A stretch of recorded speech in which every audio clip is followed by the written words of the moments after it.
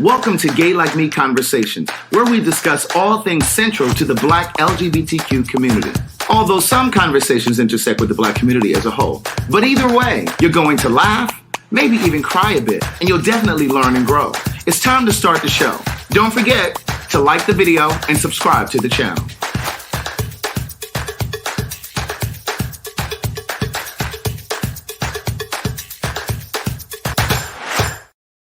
Good day, thinkers, thought leaders, progressives, and dreamers. I'm Craig Ryder Stewart, and I want to introduce you guys to Revive Superfoods. And there's a promo code especially for you. Just visit revivesuperfoods.com and use promo code Craig the Writer. And I'm going to show you how to make a smoothie in action. And I'm going to show you how to make a smoothie in 3 simple steps. All you have to do is take the top off, take the seal.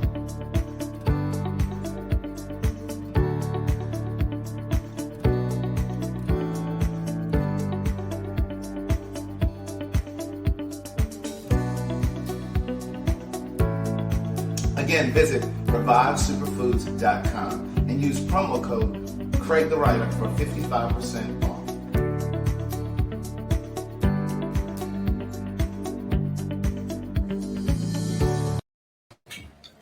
Good day, thinkers, thought leaders. You weren't ready? Good day, thinkers, thought leaders, progressives, and dreamers. I'm Craig the Writer Stewart. And I'm Derek J. that commercial ended. I thought you had another one. You normally have 6. Well, you know I was going to, but know, they already say I'm a narcissist, so. They know. Okay. Hey, Craig. Hey, Derek. How are you? I'm well. You looking real wait in the water. But we both do. If you take a look, sweetie. I mean, you don't act like you got black on, sweetie. You're sitting here all in white also. Oh my God. So yeah, today is I'm sleepy. I know. But Derek has been working hard, guys. Yeah, and then I'm glad you finally acknowledged that I work hard. Well, this past week, yeah. Jeez. But this is a fun show. I'm very excited about this show because I put it out there for people to ask what they want to talk about. We had a couple of topics that popped up also that we can address.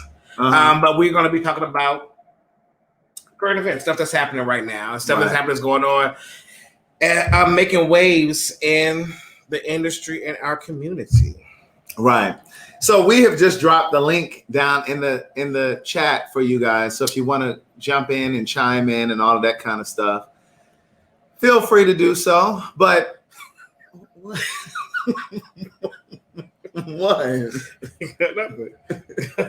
You're sleepy, and I just came from having cocktails with. Right. Listen, we just had drinks and dinner with Carlton's boss and his husband. So you know how that is. So you know your eyes are red. White folks be drinking, and then you be drinking right along with them. Drinking. You know, you got to keep up with them. Do we? Yeah. Do you? Listen. You know, I don't even play with white folks. We talked very black today too. We talked very black. I told white folks I told them how white folks are. Mm-hmm. I told them how they are in industry. I told them how they are in. Just in the world, I'm very unapologetically black at all times. I do not shrink. Well, then that's why you need to finish watching them. Oh, yes. Yes, because it's very black. And it's very about white folks. Right. We watched the first episode last night. Well, you didn't watch it. Carlton watched it. Well, I fell asleep on part of it. But I got the gist of it.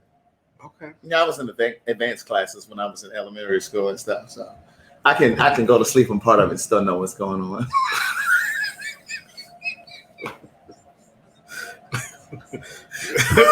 Some of us have to watch the whole thing and understand what's happening. Mm-hmm. Oh. Yeah, I don't have to watch the whole thing. Gotcha. No, it was actually pretty good. Yeah. Was it? I mean, when you say you fell asleep, what's part? I fell asleep towards the end. Gotcha. It was towards the end. I saw the gist of it. Mm-hmm. But yeah, it was towards the end. And I'm trying to think of where it was where I fell asleep. I don't remember. But I saw most of it. I saw them white women sitting out, those white people sitting outside of their house. Mm-hmm. And I saw when she went out there with the gun and, she was brandishing. She was brand. I know what that means, sweetie. I didn't say you did. I mean, when you tap me on the shoulder like I was supposed to, like I had to go to my thesaurus and dictionary. Why are you so cold?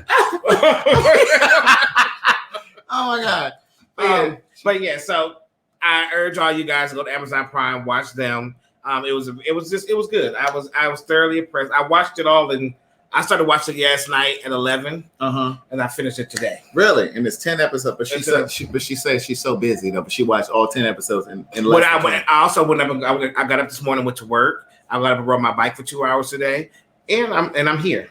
So I'm trying to figure out how you were able to watch all 10 episodes because they're 50 minutes long, and you're here, and you went to work, and you rode your bike. Yeah, because I'm dedicated. Sounds like you're not as busy as you claim to be. But it's Sunday. It's a Sunday. It's the Lord's Day. Well, I'm Seventh-day Adventist, so it was yesterday. Listen, I was raised Baptist, but my grandmother taught me how to pray, and she was Catholic, so I do this. I was raised Baptist, but my grandmother taught me how to pray, and she was Catholic, so I do this. Okay. I'm not Catholic. Let's start talking about what we're here to talk about. So, okay, so the reason why I want to do this, like, normally we have our shows like planned out, but I feel like, oh, this is not on the Gay Like Me channel. Hold on. Oh shit. I was so busy working. So I need to take it off the other ones. I mean, should I take it off the other ones? Wait, hold on. Can I take it off the other ones? It is just on your shit. Because I was so used to just. Oh Lord, go ahead, take it on now. Hold on. Oh my God. We starting all over again. Good day, thinkers, thought leaders, progressives, and dreamers. I'm Craig the Writer Stewart. And I'm Derek Jan. I don't even know how this is going to work now. I don't know. Is it starting over? Like what will happen? Well, we just removed it. I don't know. I guess they'll see what they saw on the other channel. But yeah, this is supposed to be exclusively on the Gay Like Me channel. And Craig, as always, was worried about himself and had to play on. And not only was not playing on the Gay Like Me channel, was only playing on his channel. No, because see, I'm so used to just setting up a live for my YouTube and my Facebook that I wasn't even. We haven't done a Gay Like Me in like a couple weeks. So it just wasn't in a couple of weeks, like we do it every year of the week. No, it's been longer than a couple of weeks because we were supposed to do one on Easter. But then we did one other day. Okay, it's okay. I forgot. I mean, it's okay. I'm sorry. But thank you for whoever that was in the comments that said, why is this not on the Gay Like Me channel? Oh. Thank you very much. We appreciate that. Yeah, thank you. So I don't even know how this is going to. But what is on the channel is this. That is there. And you can support. Amen. Since we're in our all white today. Feeling real holy and, Okay, so back to what I was trying to say. Right. Was that we normally have our shows already planned out. Yeah. But I feel like when we plan them out like that, we miss so much stuff that's really actually happening. Right. So we stopped our planning and was like, hey, let's just throw this one in here because Lil Nas X made such an uproar with his video. Mm-hmm. What's it called? Montego. What's it? What's the name of his video? Caught to sleep.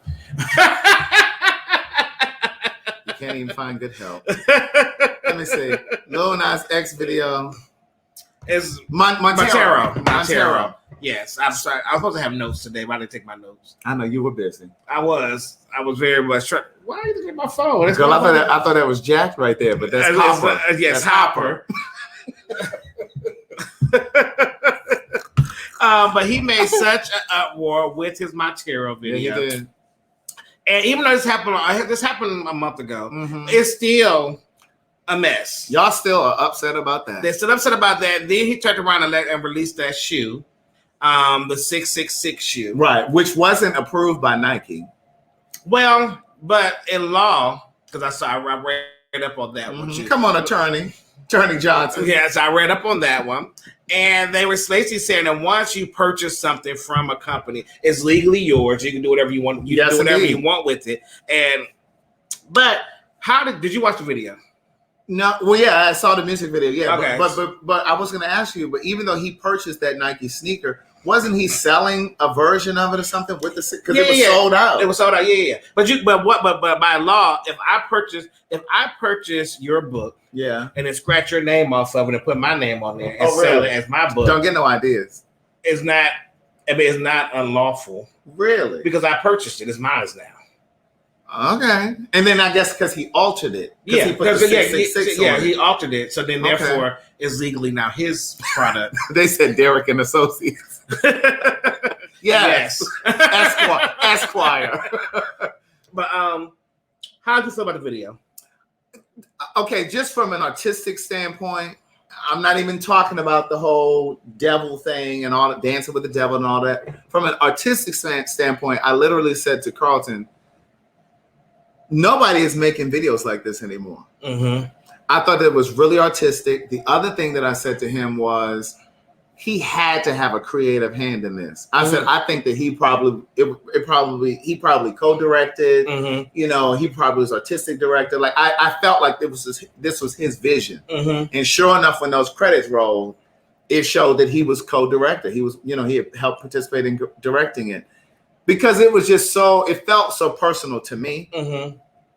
And then in terms of the whole devil overtones, because they weren't overtones, the undertones, they were overtones. I just felt like, and again, maybe because I'm a writer, and I just kind of felt like he was speaking from a personal, Oh, excuse me, we got a little background.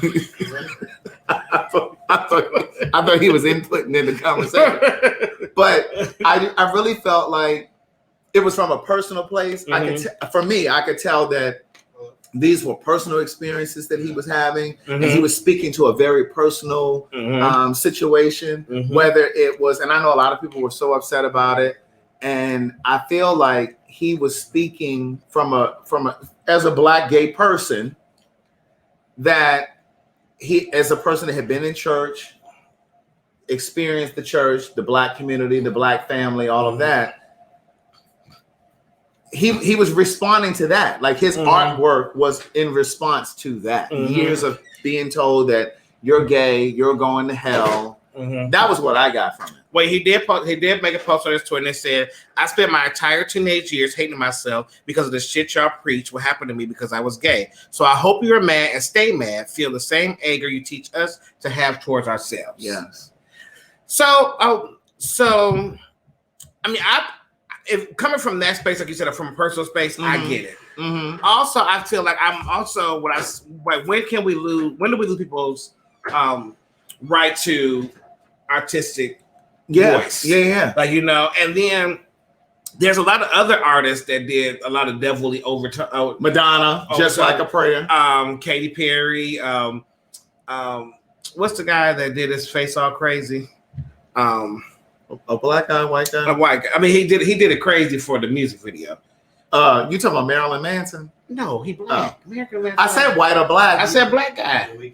The Weeknd, thank you. Oh, The Weeknd. Yeah, The Weeknd. He has a moment. Yeah, so they all have these moments here that nobody really spoke that much about, and I feel like it was such a really big thing from him that it just didn't really make sense for it to be such a big deal. And for me, I just kind of felt like because he's gay, that became the thing that people really were angry at. That how dare you little black sissy, faggot, punk, whatever, you know, speak like this. And the second part of that is, I just think that anyone who's religious, I don't mean spiritual, anyone who's religious people have been conditioned to believe and think that there's certain things that you don't say or do or challenge when it comes to religion, the church, or the people that work for the church, whether it's the pastor, you know, because that's blasphemous if you do that. And, you know, and I just think that oftentimes when you are a thinking person, a critical thinker, and you challenge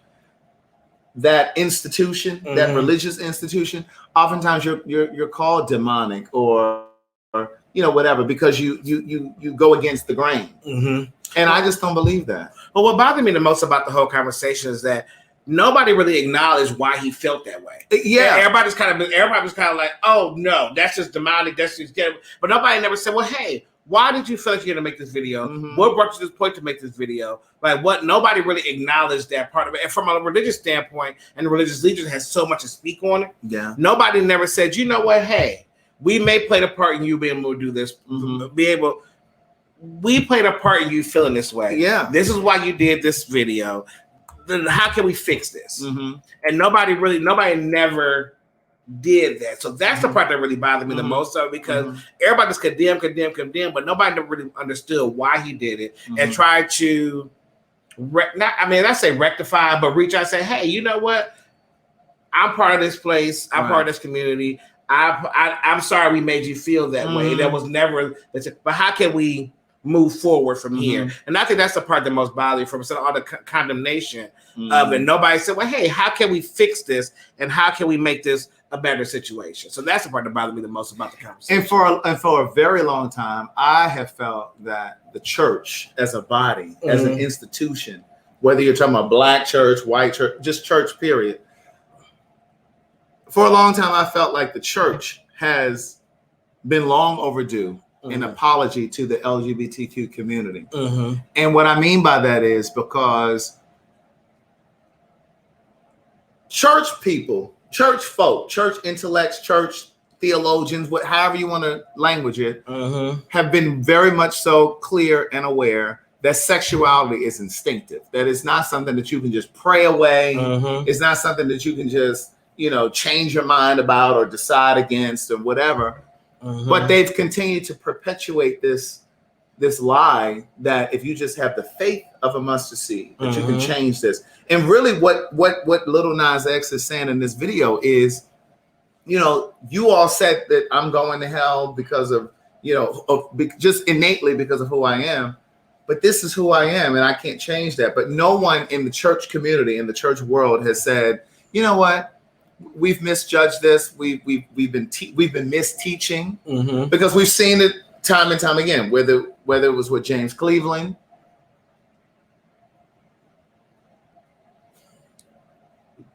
who had propensities, whether it was with Eddie Long, who also had propensities. You love being so controversial. Well, I'm just, Jeez Louise.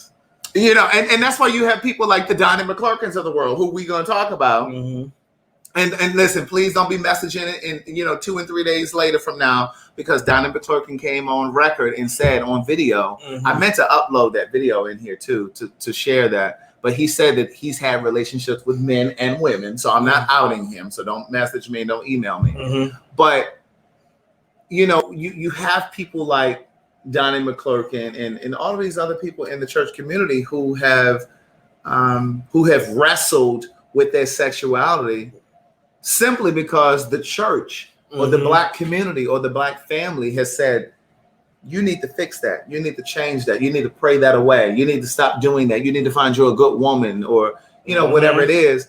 And these men are conflicted for no reason other than they've been told how they need to live and conduct their lives. You know what I'm saying? And I really do think that it requires a certain amount of courage to live your truth, to stand in your truth, to be who you are, and to not be apologetic, to be unapologetic, to be unabashed. And I don't think we give a lot of gay people enough credit. And especially gay people who move through the world so unapologetic. And I don't just mean like speaking your truth, but like if you're moving, like we were in the mall yesterday and I saw this guy, we saw these three gay guys, and one of them had on a sweatsuit that was form-fitting and he had a purse over his shoulders. You know what I'm saying? And like, I wouldn't have thought that he would be the kind of gay guy who would walk around with a purse. But I just looked at him, and I'm just such a people watcher anyway. And I remember just looking at him, just thinking, like, what kind of courage does it take to just walk in Lenox Mall with a purse on and a fitted sweatsuit and some slides on, some slippers on, you know what I mean? To like, and not care about what people think. It takes courage. And a lot of people telling me like I don't know. What? Yeah. I'm like, you explain this. Carlton. And he had a full beard. Carlton is asleep. Wait, your food is here. Oh, Carlton. Yeah, the food is here. But you know, it does. You're right. Yeah. It does take courage. You know what I'm saying? I know. Strong black woman. A strong black woman. You know, and you know, and this might be a little bit off topic, but I remember, and I'm from Baltimore, but I remember you and I had this conversation years ago. I don't know if you remember it, but I remember you saying to me, "Oh, baby, I don't do all that in Baltimore." Oh yeah, because y'all was very ghetto at Baltimore. Like he didn't really wear his heels and purses and stuff. Golly, it was so rough there. I mean, geesh. Don't give us too much. I mean, it is what it is. So we want to hear you guys' thoughts on this. Not yet. We're gonna bring everybody on the end. We get through all of our topics. Okay. Now this second topic is not really about in the LGBT community, but it's a big thing that's happening right now. It's still going on. Mm-hmm. And I want to get your take on the Cheryl Underwood and Sharon Osbourne. You know, at the beginning of this conversation, I said we went and had dinner and drinks with Carlton's boss, who was a white guy, and his partner's white. And one of the things that I said in that conversation was, oftentimes Black people feel like they have to move through the world shrinking, mincing words, you know, code switching. And I looked them two white men in their face and I said to them, well, that's something that I no longer do. I think the last time I did, I probably was in high school. You know what I'm saying? Because, you know, when you're young, you're under 21, you're still trying to figure out who you are and that kind of thing. You're finding your confidence. But I just don't do that because code switching and trying to be likable for white people hasn't gotten Black people any further in the world. They still feel the way that they feel about Black people. So why do I need to? I'm not doing that song and dance with y'all. I'm just not. So if you guys do not know what happened, on the talk, March 10th. March 10th. On the talk, Cheryl Underwood as Sharon Osbourne. You know and the thing was, and the thing, Cheryl asked Sharon a question. Sharon took the question way to the left, and it caused a big uproar. So I watched it over and over and over again. I was, where did Sharon get that they was calling her racist? Because that never was the question. The question Cheryl asked her was like, "Hey, how do you explain yourself to people that feel that Piers Morgan is racist and that you're defending him?" Right, because they were talking about the Meghan Markle interview that Meghan Markle and Prince Harry had with Oprah. Right. So that was where it started from, and Sharon defended him. You need a fork? Because Piers, he's a journalist in the UK. Of course, he's worked here in the States, but he's over in the UK now. And he's given Meghan Markle hell as the first Black, I guess, princess in the royal family in the UK. And, you know, all because they went on a date, they had coffee or whatever. And she wasn't interested. Right. You know, so he's just had this personal vendetta against her since. And Sharon just felt the need to defend her friend. But I watched this other interview, and I think that Cheryl could have used a different word. And then they used it as other intro. I said, you know what? If she would have prefaced it that way, and they said that Piers Morgan made controversial remarks about Meghan Markle, and so I think the word controversial would have rolled over better with her instead of saying racist. But once again, she wasn't calling Sharon a racist. She just asked her, "How do you explain yourself for defending him?" Right. You know, to people. Forks right here. Yeah. Yeah. So that's what it was it was a really bad. And then she was cussing and fussing. It was a whole big old thing, and they did a whole internal investigation about it. What I will say is that Elaine Winsworth and Cheryl Underwood did handle themselves very, very well. They had to handle some proper Black women. Because they couldn't get upset, they couldn't cuss, they couldn't fuss, they couldn't get out of character, and they did a very, very good job handling that situation and keeping the conversation moving on, even though they were being attacked. Right. But you know, Charlemagne from the Breakfast Club, and I talked about this before on my live when all of this stuff was happening. he made a very good point. And that is, because a lot of Black people were like, well, why didn't Cheryl really respond? Why was she so docile? And, even after the whole thing erupted, you never heard from her. You didn't hear from her until last week when they brought the talk back. Right. But Charlamagne made a really good point, and that was, well, let me go back.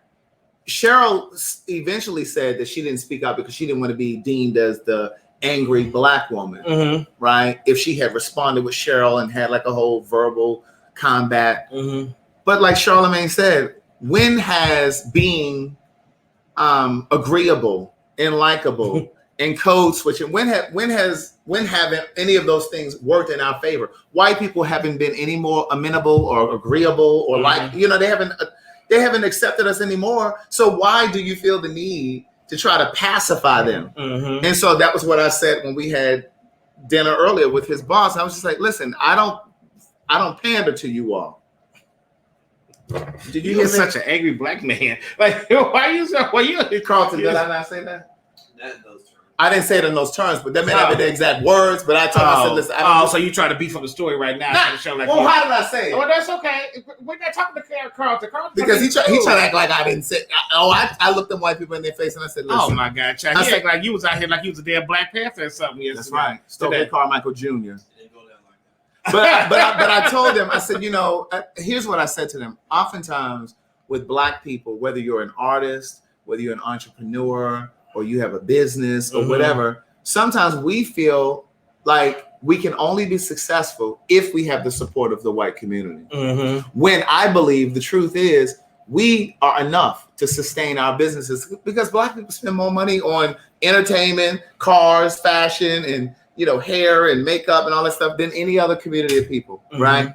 So because some of us believe, and I'm not one of those people, but because some Black people believe that you need the support of white people, white customers, sometimes we pander to them. Oh, how you doing, ma'am? How are you? And then the Black person show up and it's like, hey, how you doing? And I said to his boss today, I said, listen, there have been times that a Black person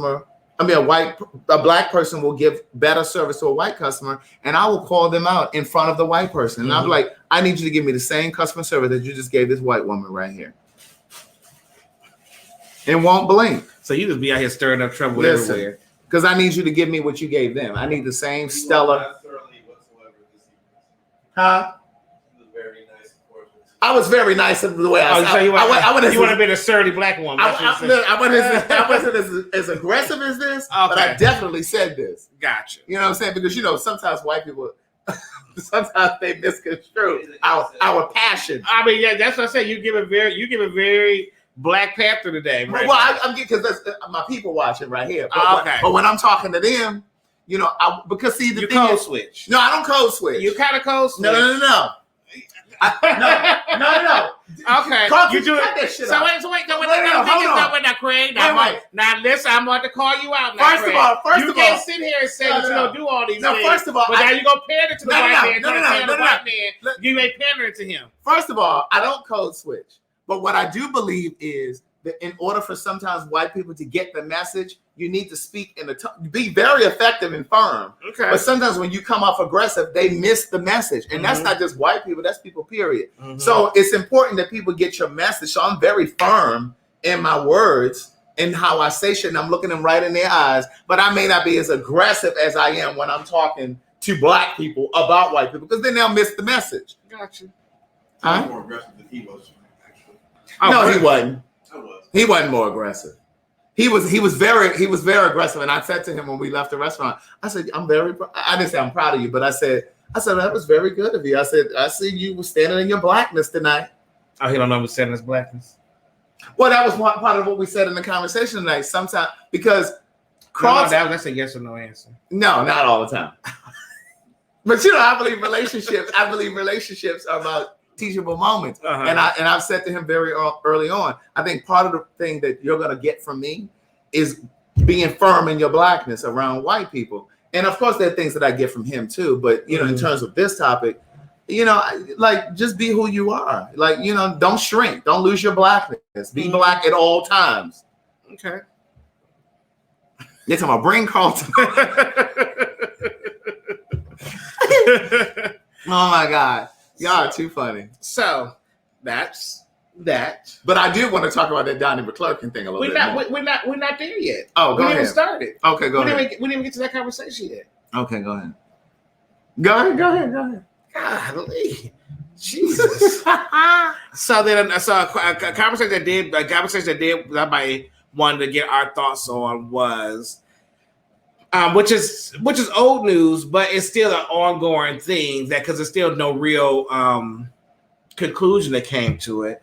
Is about trans athletes. Oh my God, yeah. So they wanted to get our thought on trans. Okay, you go first. Athletes. So my honest opinion on it is that, I mean, it's a touchy subject. Do I believe that trans women? Hope I'm saying this right.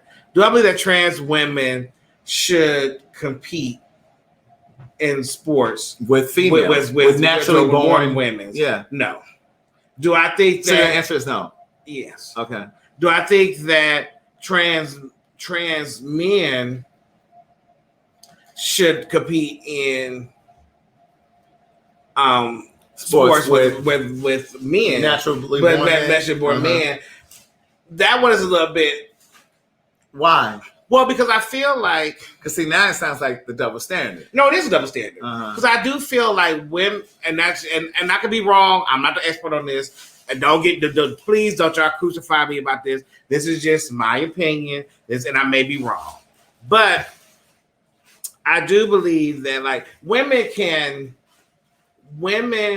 can train themselves to be as strong, as fast as men.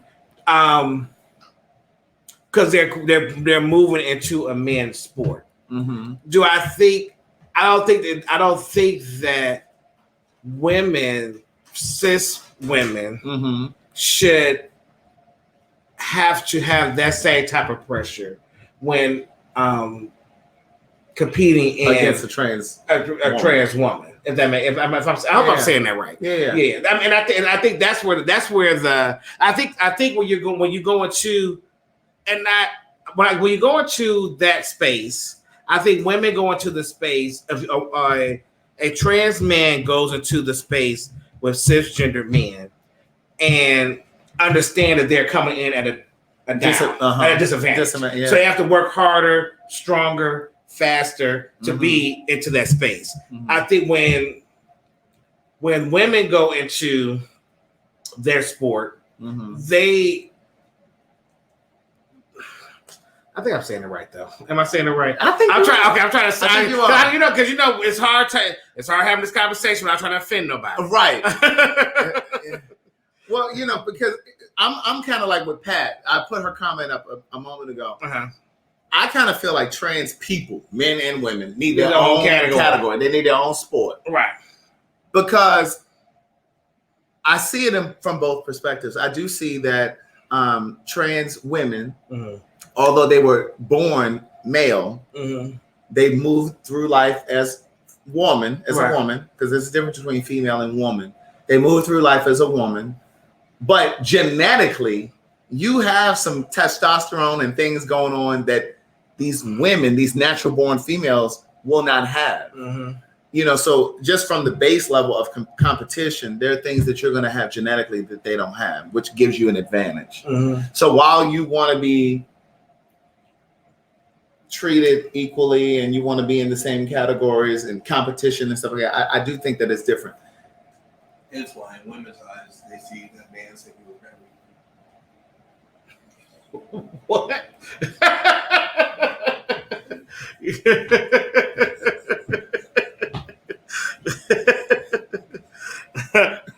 But it swears he just said something and then walked away and then walks around.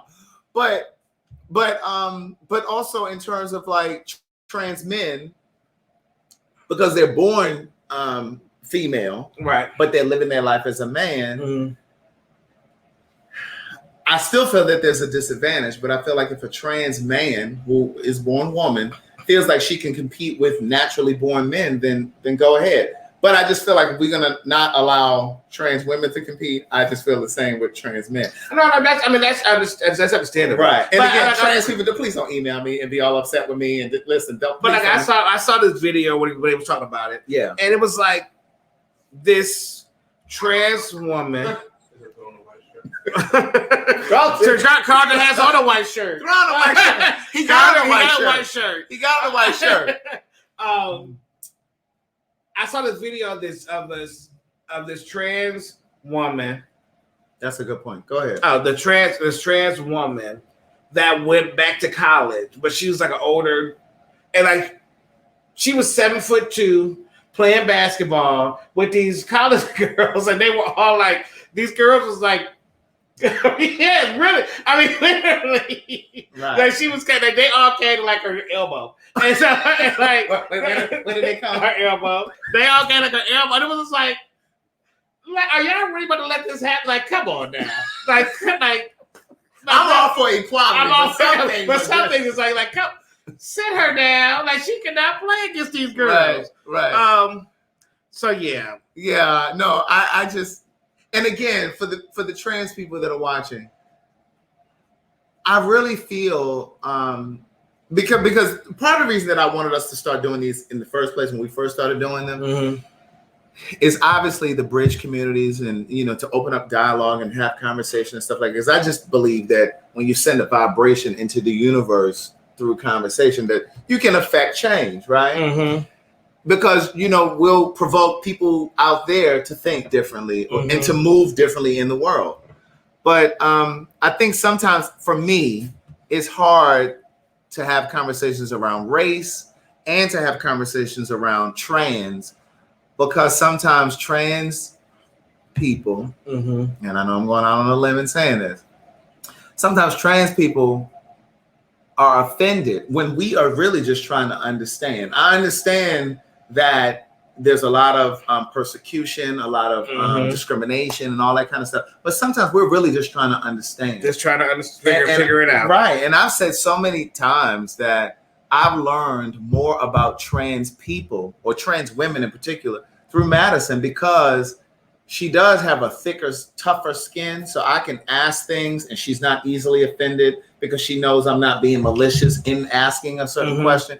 But the same rings true for gay men. Sometimes we can be so sensitive, so hypersensitive, that when somebody that is not gay asks a question, sometimes we get really offended. You know what I mean? So the only way to really affect change and bridge communities is if we open up that pathway for dialogue. Well said, Craig. Thank you very much. Amen your drunkenness.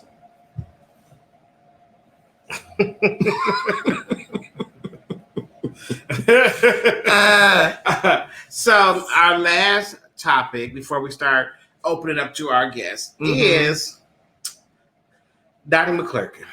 Oh, God.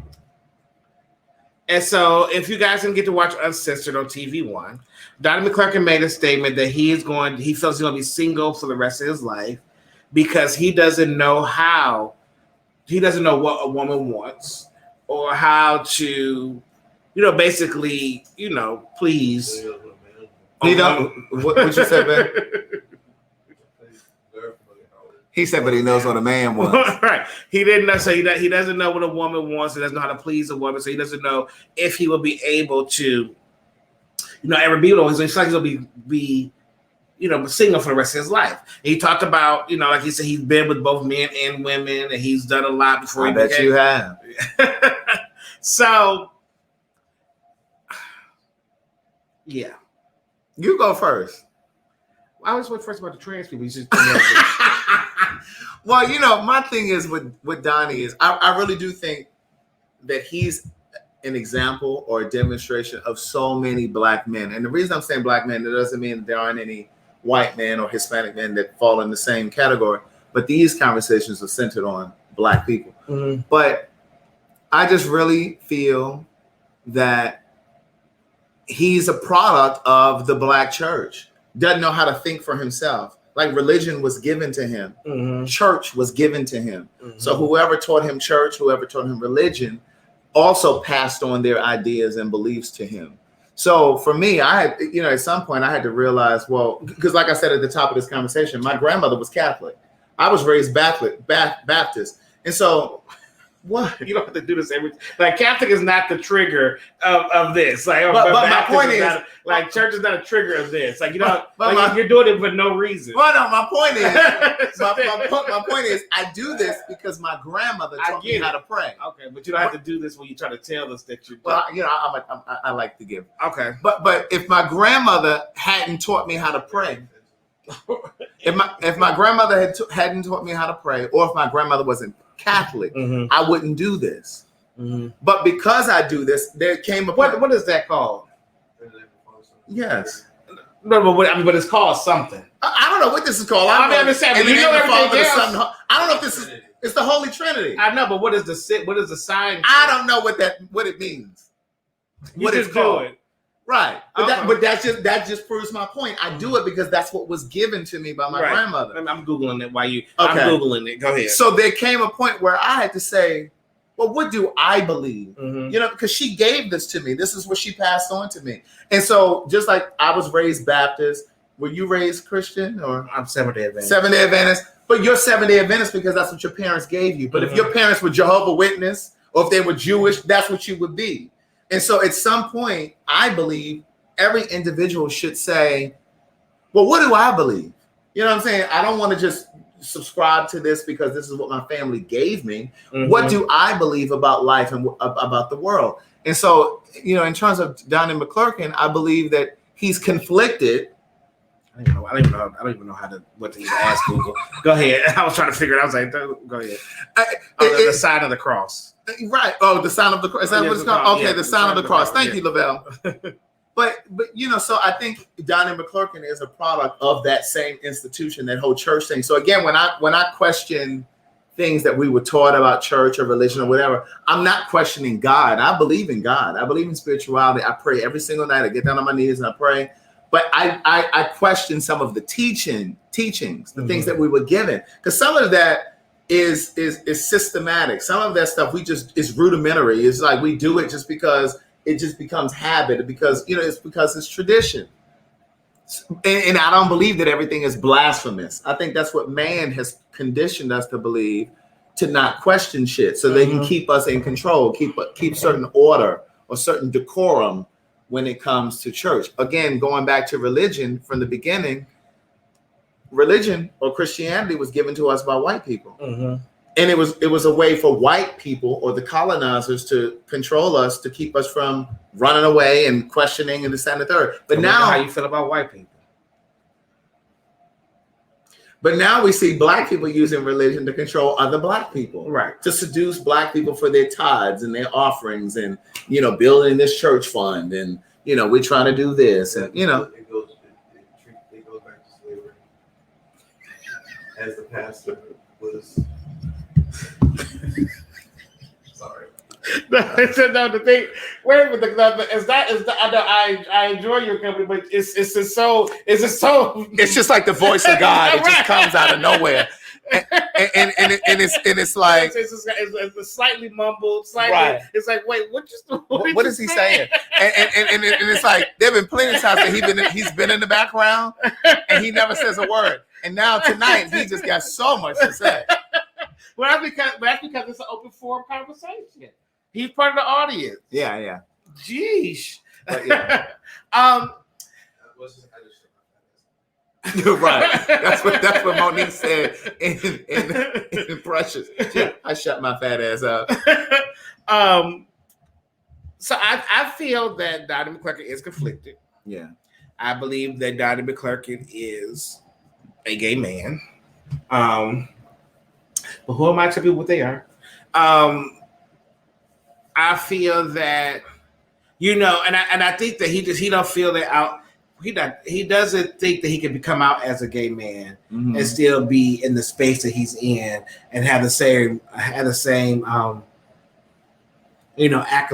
that he has now.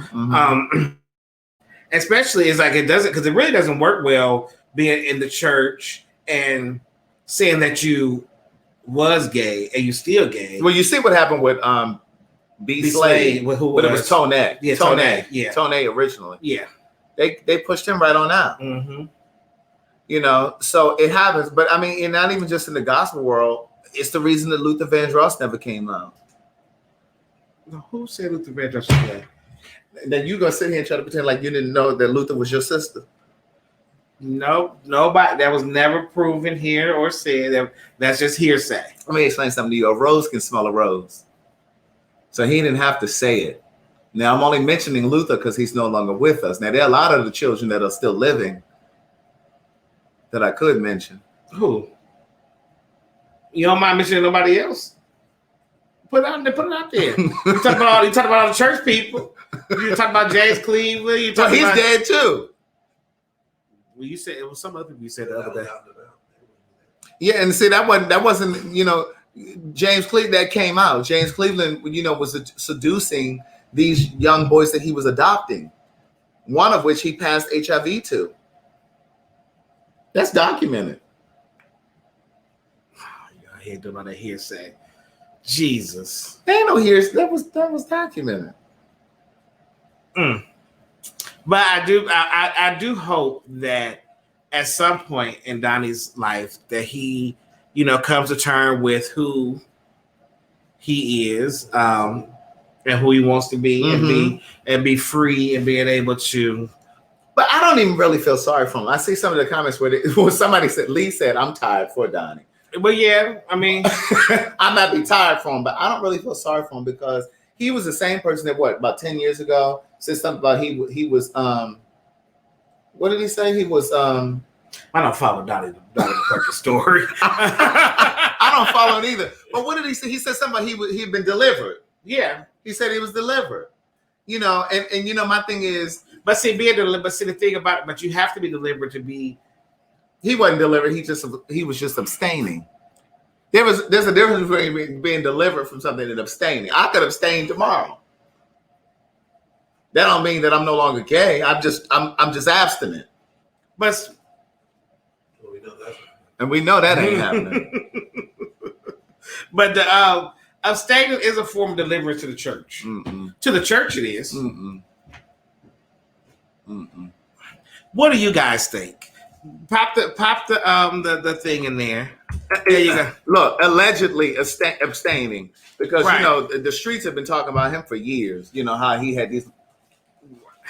Click the link, you guys. We want to talk to you guys on our 4 topics we posted we talked about tonight. Lil Nas X. That's a good point. Oh. Lacey said, 2, why are we so quick to want a celebrity to carry the banner of representation? I'm gonna tell you the answer to that. Because I used to get into that. I used to be like, well, why didn't Queen Latifah come out and just let us know that she's gay? Why doesn't this one come out and that one? Because part of it is we see that the world loves these people and love them for their work. And so it's like, well, if you all embrace her or him, why you should be able to love all of us. But that's that. But but that also is not true because we've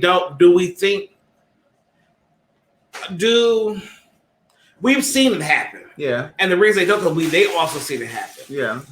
Yes, they love and embrace Queen Latifah, but Queen Latifah still has not said. She still has not. Right, that's what I'm saying. So the thing is that do you think that if she would have said it earlier on in her career, if they would have embraced her as much as she has? Mm-hmm. You saw what happened, even with. But I think sometimes that's a scapegoat. I think sometimes Black artists will say, well, I can't come out because I won't be as successful. It will show in my work. Right. I think that's just a wall. But what were you going to say, even if something you were going to But was even with Ellen, even though she's a white woman, when she decided to be like, I'm a lesbian. She got shut down for a while, though. A whole while. She was almost broke. So I watched her story. Yeah. That's what I'm saying. So the thing is that who wants to be the scapegoat? And then why, as Black people, do we want to make somebody the scapegoat? But here's the thing that I would say. Yeah, Tevin Campbell was another one that was killed. His career was just shot down. Mm-hmm. But see, he was... Hell, Jaheim. Why is it? Wait a minute, what? What are you talking about? Don't act like that. Y'all sit there act like I'm not out here. Was it? Wait, yeah, it was Jaheim. That's what I'm saying. Yeah, I've heard. Yeah, and baby. Here's a little story. You ready for a story? And then please do not be like Uncle cousin Ben with your story. No. Okay. But it was something else that you were saying before you said Jaheim, and I was about to go into some direction. But I don't remember now. But let me tell you this little story about Jaheim. He came here to Atlanta, and I was sitting on the first row. My friend, a friend of mine had tickets. She had tickets for the show, and she kept saying, "Why is he looking at you?" I knew he's part of the community then. Look, if he could have sopped me up with a biscuit that day, he would have. Did he? No. I mean, No. But I can't remember what you said something I was going to talk about. Ellen. Oh, so yeah, so like, huh? When Tank just did a whole thing about Tank's my friend. The streets. Listen, I'm from the DMV. The streets been talking about Tank for years. But I think listen, and it's so funny y'all said it because on our YouTube channel, on the Gay Like Me YouTube channel, where he's going, it's a Tank pops up a lot, like his interviews. And what are you trying to say? That the algorithms know that he's part of the community? No. I'm not saying that. I don't think that Tank is gay. I don't think he's gay. He might be bisexual. I don't think that he's bisexual. I don't think that he. Once again, like you just told the girl on the last gay, like you said, you're a lesbian who likes men. You think he's a straight man who likes gays? So do I think? First of all, I don't know Tank business, so let's be very clear about Tank. I'm telling you what the streets have told me for years. I understand what the streets have told you. I don't put my mouth on the kids that I don't know nothing about. But go ahead. What were you gonna say? Go ahead. What were you gonna say? I used to hear a lot about Boris Kojo too now. But go ahead. I'm sorry. You cannot be throwing these today. I don't have no conversation for these things. I know these people, so I can't just be out here speaking. But what I will say is this: regardless of what the streets say, what I do appreciate about Tank is that one, he does speak on just the humanness of people. You know, he's one and maybe the only R&B person that's done gay pride.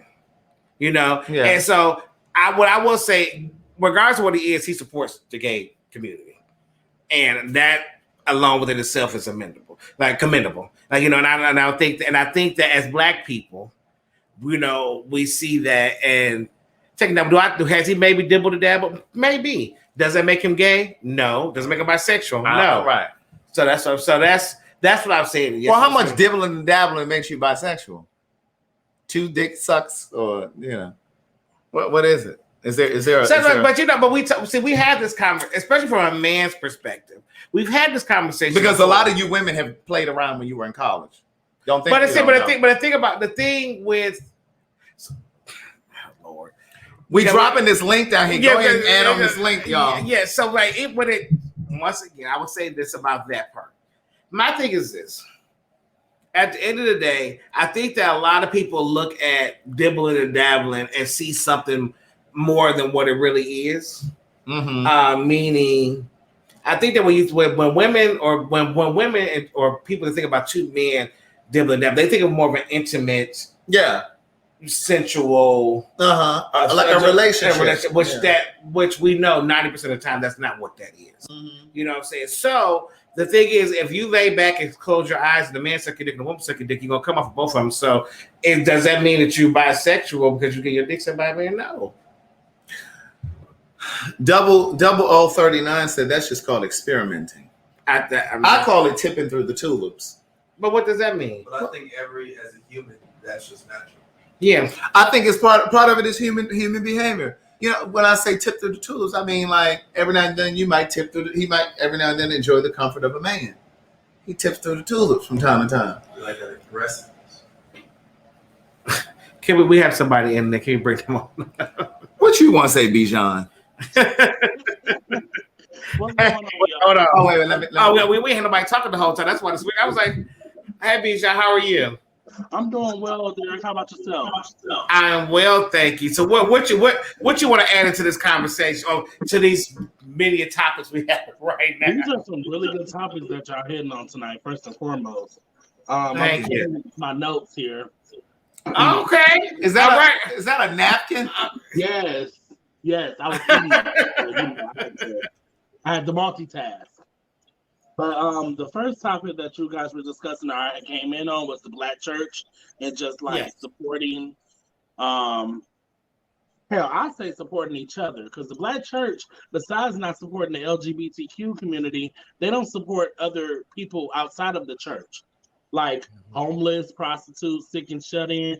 They support the ones that's in the church, but they don't support. They don't. You rarely see a lot of churches now more than ever going out and giving out clothes or giving out food to the homeless or doing different things.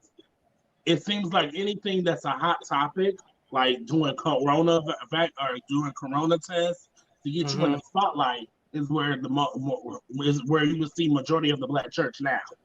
Anything that's in the spotlight, any hot topic that's going on, like Asian brutality, you see them on the front lines trying to raise awareness for the Asian folks and trying to get people to stop being so violent towards them. But when it comes to the LGBT community and all these trans women that keep ending up in garbage cans and dumpsters and cars and shit like that, you don't see no type of help with that. And that's at your own home.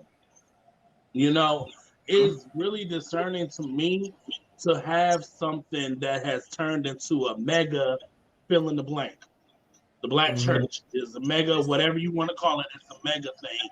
And the saddest part is that a lot of these religions are things that we didn't even know about until people came over as slaves and had it force-fed down their mouth.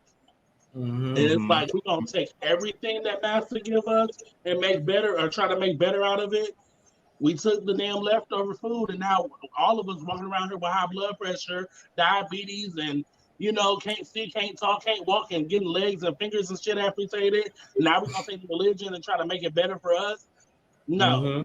We praise kings and queens and gods and goddesses in Africa, just like the Greeks did, just like the Romans did, just like everybody else that knows this book. Why is it that we are now using this to ostracize and damn and condemn our own people? But here's the gag here. Here's the real gag. We even do it in the community to ourselves. So it's like, how can you sit up there and ask for someone to accept you when you can't even accept yourself? Same way the Black people running around here trying to get acceptance from the white folks, trying to do what they can to do for the white folks. And me, I went to a predominantly white school all my life, from K4 all the way to senior year, with the same people. These were like my brothers and sisters. So for having these issues now, where it's a white thing, it's a Black thing, sometimes it does get hard to see, because when I look in the mirror, when I wake up in the morning, I wake up as a Black man first. But when I was in school, it's not so much as I thought myself as white. I just didn't see that. I didn't see that color.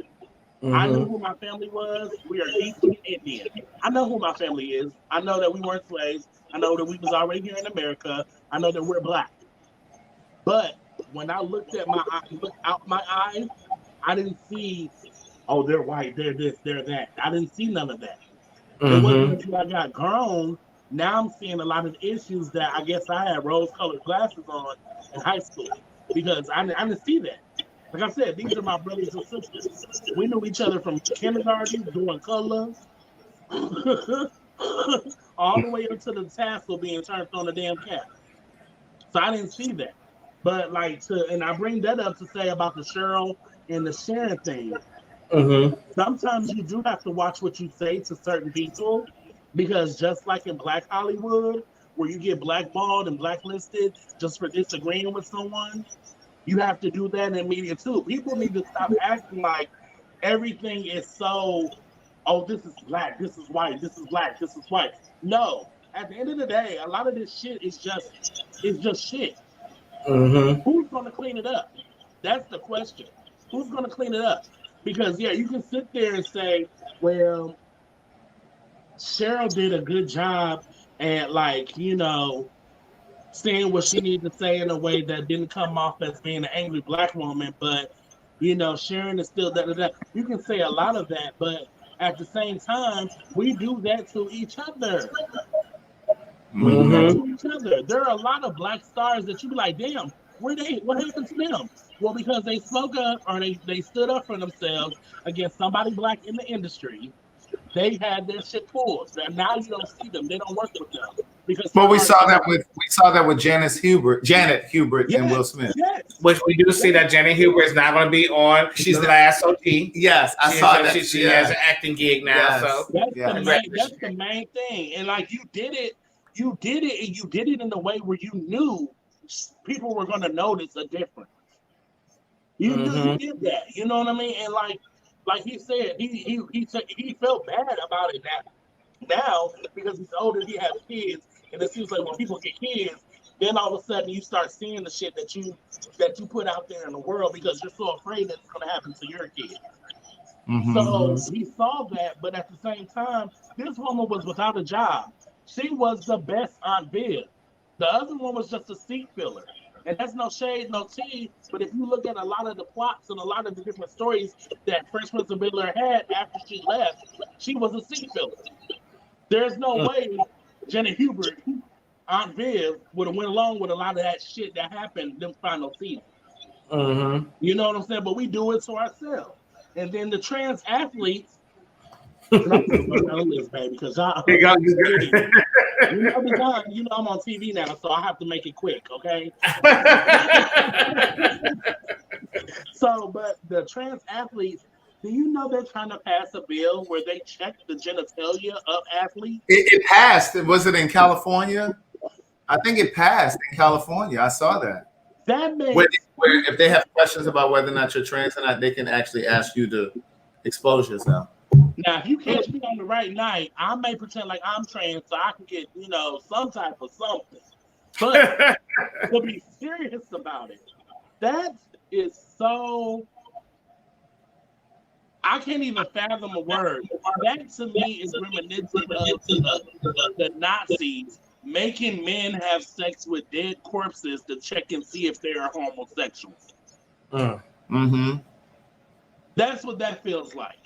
That feels like someone taking you to a police station, knowing that you're a boy with a wig on or a trans girl, because there have been both. We're not going to leave one or the other out. Making you get undressed just to prove a point. That is so barbaric. That's so tasteless, tactless. That's just is inhumane. It's really inhumane. Yeah, it is. That's that they should not. I mean, but they make crazy laws all the time that we don't, and that's something that we have to speak out against and do our best to change it. Because that's not cool.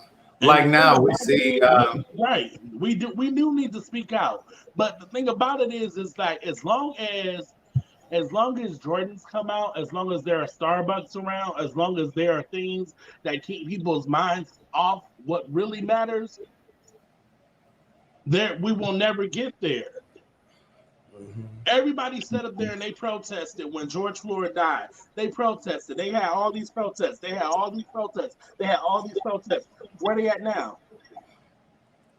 Everybody's still doing their work individually, but where is the protest? Like Big Mama say, we are all separable. When you bring us together, you can strike a mighty blow.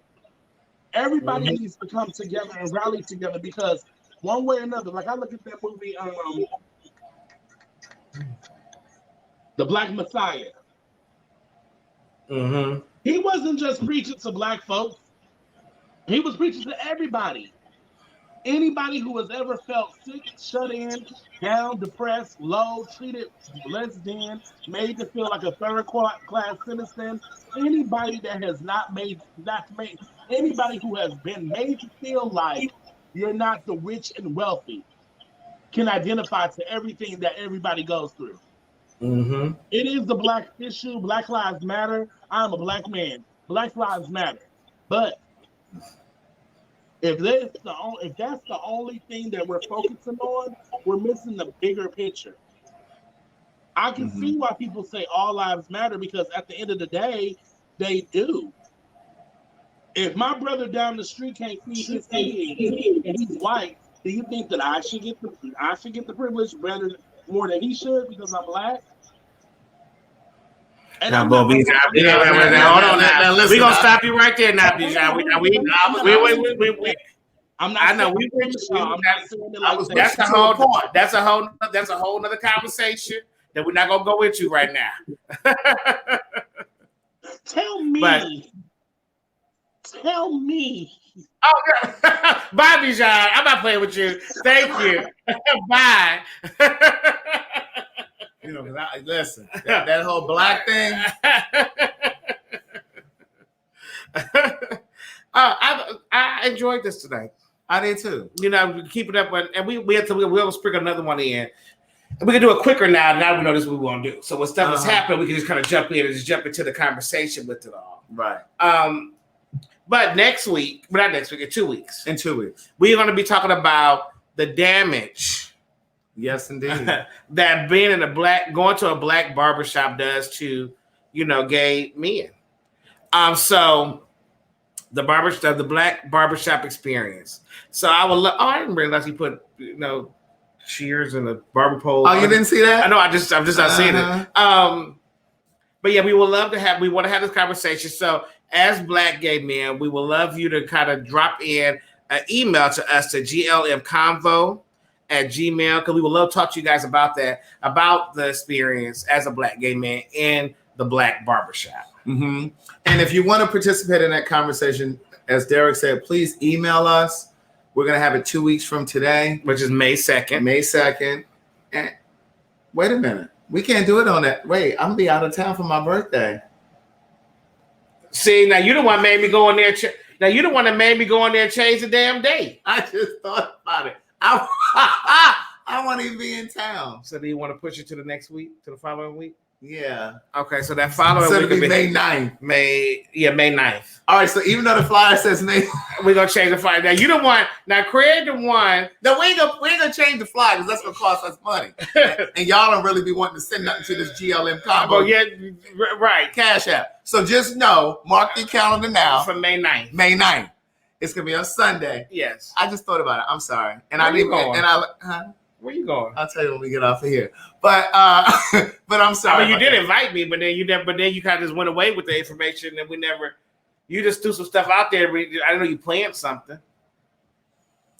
At any rate, we're looking forward to this conversation, and we got some emails too. Yeah, we already got some emails. So I think that we should open it up to not just gay men. Oh yeah, but with women in the beauty salon. Yeah, and maybe even trans men or trans women. I don't know. Maybe trans women. It's open to everyone. It's open to everybody because what I'm in particular looking forward to hearing is conversations where you may have code switched, going into the barbershop, trying to pass it straight, or participating in conversation with a straight barber about a gay client who was maybe flamboyant or whatever, and you sat there and you talked about this gay person who was, obviously gay, and you, because you wanted to fit in and participate, that you indulged in that conversation. So whatever experience, or if you maybe were intimidated going into the barbershop, or have you avoided going to the barbershop, we want to hear from you. You're watching the wrong one. Oh. But at any rate, that's the next conversation. And then before we close, yes, I want to let you guys know that one of the things that's been on my mind, because it seems like COVID is starting to subside just a little bit in certain cities. We're really thinking about coming to a city near you. And so we want to know what cities you would like for us to come to. I actually happened to be at an event space yesterday, and I called Derek on FaceTime. I was like, baby, we could do it here at this place in Atlanta, So, let us know what cities you guys would be open to coming if we come to your city. Yeah. And basically what would happen is we would do this, but it would be live. We would have your conversation. We would have your questions and your answers. And we would also maybe have like little... Don't start promising the answers, nothing. They get to them. What Craig on April 14th said. Right. Yeah, so that's. But basically, it'd be a nice experience, and I have some books over in the corner selling. Because he peddled them books, Sean. Especially since y'all don't like to send nothing over here to the GLM comment. Right. Yeah. But yeah. So anyway, listen. just keep that in mind. Email us and let us know if you want to participate in the conversation, but also what cities you think we should come to. And then we'll look at that and kind of get an idea. And then, we'll be in the city near you. Yeah. So thank you guys for watching with us. And we will see you on May 9th. Bye. My birthday is May 4th. Hashtag he'll be 45. My Cash App is the writer. All right, bye, y'all. Bye.